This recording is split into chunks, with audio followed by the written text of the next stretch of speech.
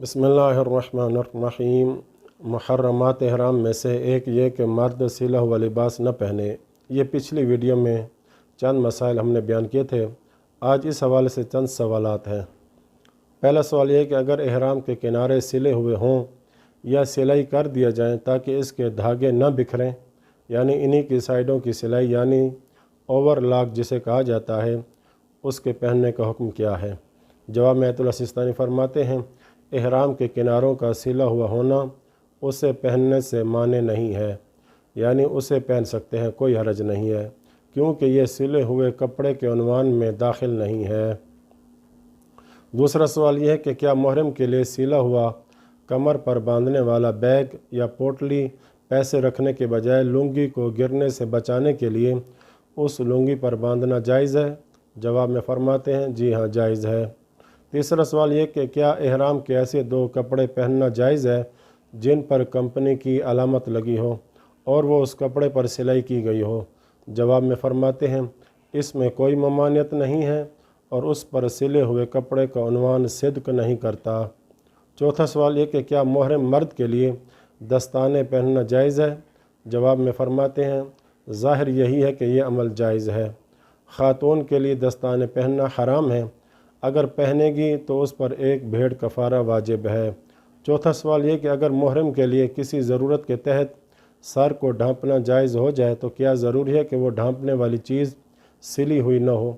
جواب میں فرماتے ہیں ضروری نہیں ہے، لیکن احتیاط واجب اتنا ضروری ہے کہ وہ اس کے کپڑوں میں شمار نہ ہو، جیسا کہ ٹوپی یا عمامہ۔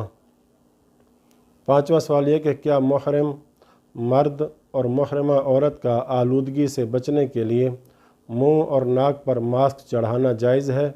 جبکہ اس قسم کی آلودگی سے کم ہی کوئی بچ سکتا ہے، کیونکہ اکثر طور پر فضا زکام، کھانسی وغیرہ جیسی وبائی امراض سے آلودہ ہوتی ہے، جبکہ اس قسم کے ماسک آدھی ناک، پورے منہ اور ٹھوڑی کا کچھ حصہ ڈھانپ دیتے ہیں اور انہیں دھاگے وغیرہ سے سر کی پچھلی طرف سے باندھا جاتا ہے۔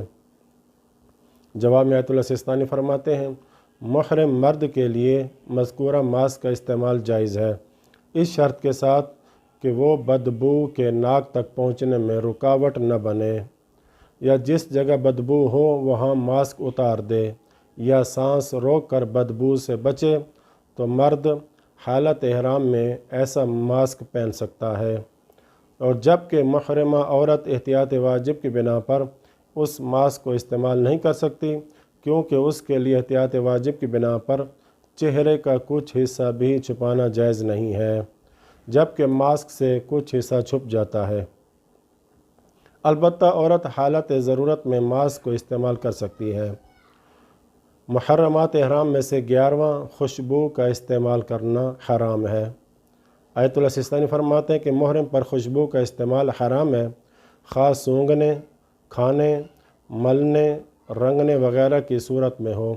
اسی طرح ایسی چیز پہننا بھی حرام ہے جس میں خوشبو کا اثر باقی ہو، اور خوشبو سے مراد ہر وہ مواد ہے جس سے جسم، لباس یا خوراک وغیرہ کو خوشبودار کیا جائے، مثلا مشک، عنبر اور زعفران وغیرہ، اور زہر کی بنا پر محرم پر تمام معروف خوشبوؤں کا مثلا گل محمدی، گل یاسمین اور گل رازقی وغیرہ سے اجتناب کرنا ضروری ہے، لیکن خلوق کعبہ یعنی وہ خوشبو جس سے خانہ کعبہ کو معطر کیا جاتا ہے، جو زعفران وغیرہ سے لی جاتی ہے، اس خوشبو سے مستثنیٰ ہے جسے حالت احرام میں سونگھنا حرام ہے۔ پس خلوق کعبہ کو سونگھنے اور اس کا جسم اور لباس پر لگنے سے اجتناب کرنا واجب نہیں ہے، لہٰذا اگر خلوق کعبہ اس کے جسم و لباس پر لگ جائے تو دھونے وغیرہ سے اس کو زائل کرنا واجب نہیں ہے۔ دوسری بات یہ کہ خوشبودار پھلوں اور سبزیوں مثلا سیب اور پودینہ کو حالت احرام میں کھانا جائز ہے، لیکن احتیاط واجب کی بنا پر کھاتے وقت انہیں نہ سونگھے، اور یہی حکم خوشبودار تیل کا بھی ہے۔ پس خوشبودار تیل جو کھانے میں استعمال ہوتا ہے اور عام طور پر خوشبو میں شمار نہیں ہوتا، اسے کھانا جائز ہے، لیکن احتیاط لازم ہے کہ کھاتے وقت انہیں سونگھنے سے بھی اجتناب کرے۔ آیت اللہ سستانی فرماتے ہیں کہ اگر محرم جان بوجھ کر خوشبودار چیز کھا لے یا ایسی چیز جس میں خوشبو کا اثر باقی ہو تو احتیاط واجب ہے کہ ایک بھیڑ کفارہ دے۔ لیکن ان دو موارد کے علاوہ خوشبو کے استعمال پر کفارہ واجب نہیں ہے، اگرچہ ان موارد کے علاوہ کفارہ دینا احتیاط مستحب کی بنا پر ہے۔ آخری بات یہ کہ محرم کا بدبو سے بچنے کے لیے اپنی ناک پر ہاتھ رکھنا حرام ہے۔ ہاں، بدبو سے بچنے کے لیے اس مقام سے تیزی سے گزر جانے میں کوئی حرج نہیں ہے۔ وصلی اللہ علی محمد وآل بیتہ الطاہرین۔